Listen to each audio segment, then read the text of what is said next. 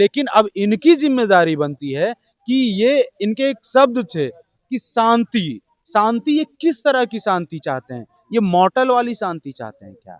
तो मॉर्टल वाली शांति अगर चाहते हैं तो ये शांति नहीं होगी, और भरोसे के साथ हम चलेंगे कि प्राची सिंह की हत्या जिसके भी नेग्लिजेंस के कारण हुआ है, उस व्यक्ति को कठोर से कठोर सजा मिले। कल हम लोग ये शाम को 4 बजे से लेकर एमएमवी गेट पर ये प्रदर्शन कर ही रहे थे, धरना दिए थे, और वहाँ तक लास्ट में भी वो प्रिंसिपल मैम आई थी, फिर उन्होंने कुछ अपना बयान भी दिया था और कुछ फैक्ट ऐसे भी थे जिसे एक्सेप्ट नहीं की थी, जहाँ कि हम लोग वहाँ भी सेटिस्फाइड नहीं थे। फिर हम लोग यहाँ पर डीन सर से आए थे बात करने, और जहाँ जितने भी हम लोग अपने पॉइंट्स रखे और वो अपने पॉइंट्स को लेकर सेटिस्फाइड भी नहीं, हम मानते हैं कि हम लोग की गलतियाँ है। उसे कमेटी गठन हुआ था, उसका रिपोर्ट पब्लिक किया जाए। और ठीक है, काशी हिंदू विश्वविद्यालय में बच्चों के साथ एक के बाद एक खुलासे हो रहे हैं। बच्चियों का ट्रीटमेंट सर सुंदर हॉस्पिटल होते हुए भी नहीं हो पा रहा है। ऐसा क्यों हो रहा है? आज बीएचयू के छात्र एवं छात्राएं धरना पे बैठे हैं, और इस धरने का क्या उद्देश्य है? सबसे पहले मैं आपको क्लियर करूं कि ये धरना नहीं, आज हमारी 4 सूत्रीय मांग के साथ हम विश्वविद्यालय के जो डीन हैं, हम छात्रों के जो अधिवक्ता हैं, डीन ऑफ स्टूडेंट, उनके पास हम आए थे कि हम विश्वविद्यालय में किस किस समस्याओं से ग्रसित हैं। साथ ही कल एमएमवी में एक बच्ची की मौत हो जाती है, और वो मौत बस इस कारण होती है कि एम्बुलेंस देरी से आता है। उस बच्ची की मौत बस इसलिए हो जाती है कि वहाँ जो जब बच्ची तड़प रही थी उस समय उसको उठाते नहीं है वहाँ का स्टाफ, ये बोल के कि मैं मेल हूँ, वो फीमेल है। उस बच्ची की मौत इस वजह से हो जाती है कि बीएचयू की जो प्रशासन है, जो अधिकारी हैं, वो उनकी गाड़ियां शायद गंदी हो जाती है उस बच्ची को उठा करके हॉस्पिटल ले जाने में। इन तमाम प्रश्नों के साथ हम विश्वविद्यालय के जो डीएसडब्ल्यू हैं, डीन साहब हैं, इनसे पूछने आए थे कि आखिर और कितनी मौतें, आप लगातार कितनी हत्याएं कराएंगे? क्यों हत्या, बिल्कुल इस बात के लिए कहूँगा क्योंकि हत्या, अगर आपकी परेशानी, आपकी लापरवाही के कारण किसी बच्ची की मौत हो रही है तो ये प्रशासनिक हत्या है। और आखिर कितनी हत्याएं नहीं मान रहे हैं कि एम्बुलेंस आने में देरी हुई है, वो ये तक नहीं मान रहे हैं कि यहाँ के किसी प्रोफेसरों के पास गाड़ी है। ये तो देखने योग्य बातें हैं ना कि विश्वविद्यालय में आखिर भीड़ किसकी है जब प्रोफेसरों के पास गाड़ी नहीं है। तो इन तमाम बातों के साथ उनसे मांग की है कि एक कमेटी बनाई जाए। कल जिस बहन की हत्या हुई है उस बहन के मौत की जवाबदेही के लिए एक कमेटी बनाएं, और कमेटी में उस बच्ची के घर के एक लोग रहें, एक सदस्य उसके घर का हो, बाकी जितने भी मेंबर्स हो वो एमएमवी के ना बल्कि एमएमवी के बाहर दूसरे फैकल्टीज हो।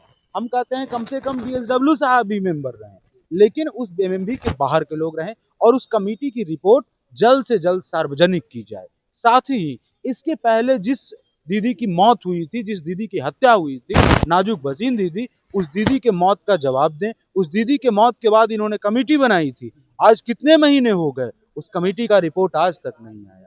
तो ये जो कमेटी इनकी चाय और पकौड़े पे रुक जाती है, उससे ये बाहर आए और रिपोर्ट तक भी पहुंचे, नहीं तो फिर एनएसयूआई बीएचयू एक बड़े आंदोलन के लिए बाध्य होगा। वो आपका कितना सहयोग करेंगे? क्या इस कमेटी के गठन के बाद कार्रवाई होगी, या वही के दफन कर दिया जाएगा इस मुद्दा को? देखिए, मतलब विश्वास तो खैर अब ना भी चाहते हुए हम करेंगे तो अपने ही प्रोफेसर्स पे ना, ये हमारा घर है, हमारा परिवार है, तो भरोसा तो हमें वाइस चांसलर से लेकर के तमाम लोगों पे करना चाहिए। लेकिन अब इनकी जिम्मेदारी बनती है कि ये इनके एक शब्द थे कि शांति। शांति, ये किस तरह की शांति चाहते हैं? ये मॉर्टल वाली शांति चाहते हैं क्या? तो मॉर्टल वाली शांति अगर चाहते हैं तो ये शांति नहीं होगी, और भरोसे के साथ हम चलेंगे कि अगर भरोसे के साथ साथ हमने इन्हें साफ ये कर दिया है कि अगर विगत कुछ दिनों की इन्होंने समय लिया है कि कुछ दिनों में कमेटी बनेगी, फिर उसकी रिपोर्ट आएगी।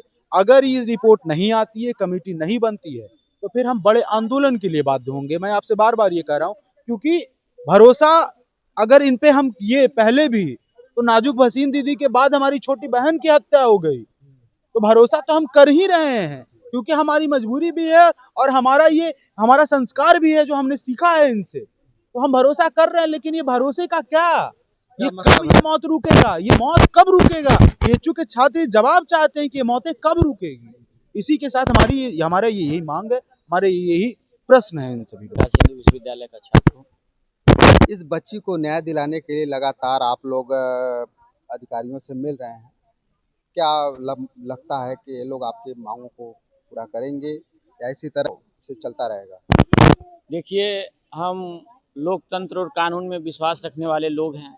हमें ये विश्वास है और हम ये उम्मीद करते हैं कि प्रशासन जैसे नाजुक भसीन के केस में सो गई, एक कमेटी गठित की, उस कमेटी की आज तक कोई रिपोर्ट सार्वजनिक नहीं की गई। यहाँ तक कि आज डीएसडब्ल्यू साहब ने कहा कि इनको भी पता नहीं है कि उसकी रिपोर्ट कहाँ गई, कब आई या नहीं आई।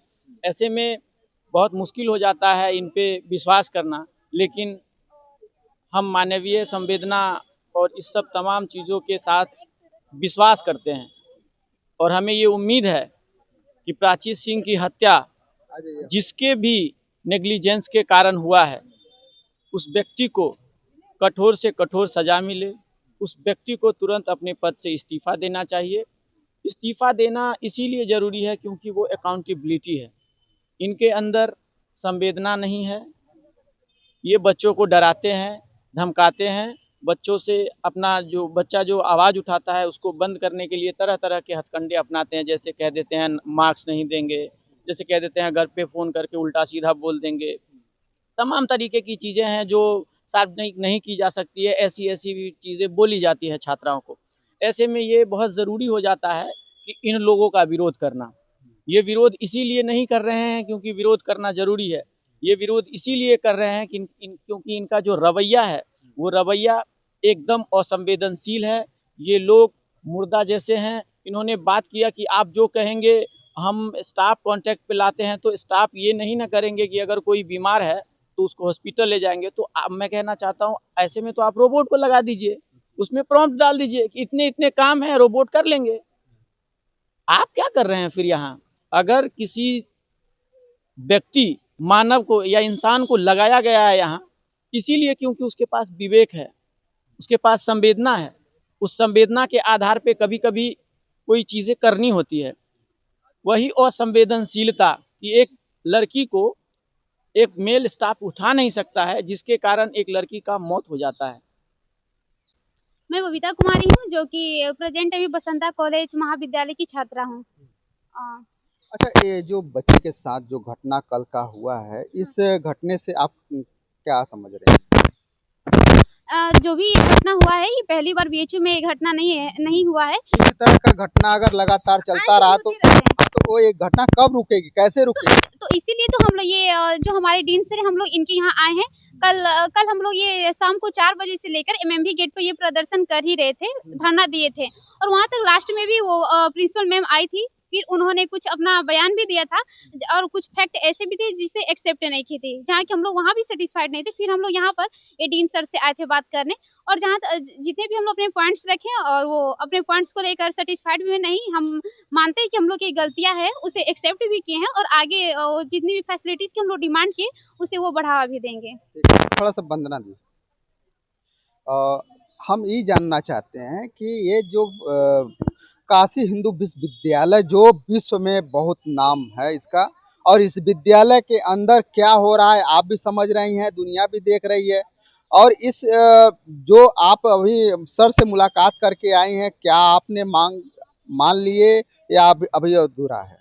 नहीं, ये मांग कम्प्लीटली तो नहीं मांगा गया है। उन्होंने पूरी तरह से हामी नहीं भरी है। बहुत चीज़ों पे वो मुकरते भी आए, उन्होंने पूरी तरह से एडमिट नहीं किया क्योंकि ऑन कैमरा उनको शायद डर भी लग रहा है बात बोलने से, क्योंकि उनको भी तो अपनी पोस्ट पे आ रही है ना, वो बड़े अपने उनका पद चला जाएगा उनके पास से। हमारी 4 सूत्रीय मांग थी, उसमें से उन्होंने ये कहा है कि हम अभी तक तो हम कल तक तो बिजी ही थे उन सारी चीज़ों में, हॉस्पिटल्स, प्रोटेस्ट, ये सारी चीज़ों में, तो कमेटी गठित नहीं कर पाए हैं। पर अगर गठित होती है तो हम आपको बताते हैं।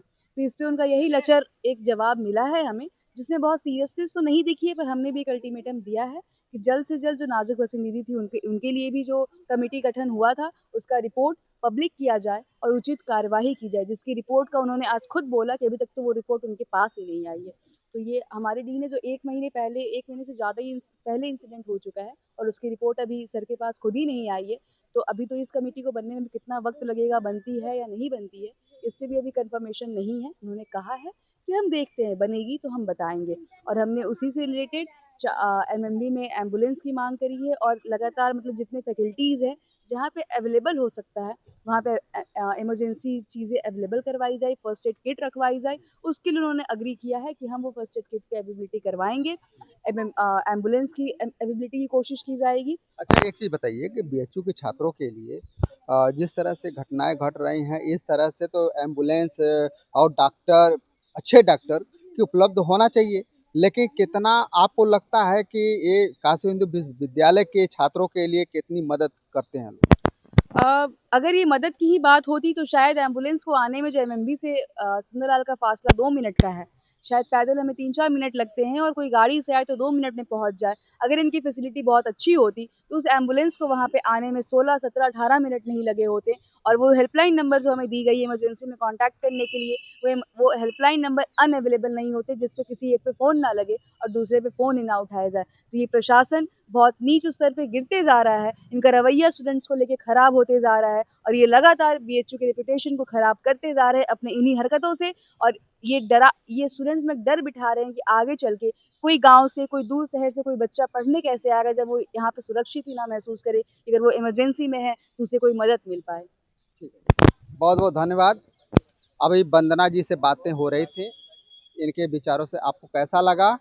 और इस बीएचयू प्रांगण में छात्र लगातार धरना पे बैठे हैं और एक के बाद एक घटनाएं हो रही हैं, लेकिन फिर भी काशी हिंदू विश्वविद्यालय के जो कर्मचारी हैं मौन क्यों हैं कि इस तरह का घटना हो जा रही है। इस तरह की घटना अगर लगातार अगर होती रही तो कोई अपने बच्चे को काशी हिंदू विश्वविद्यालय में पढ़ने के लिए नहीं भेज पाएगा। तो बने रहिए, इसी तरह का वीडियो हम फिर देंगे और इस वीडियो को ज़्यादा से ज़्यादा शेयर कीजिए, सब्सक्राइब कीजिए। फिर मिलते हैं नए वीडियो के साथ, तब तक के लिए नमस्कार।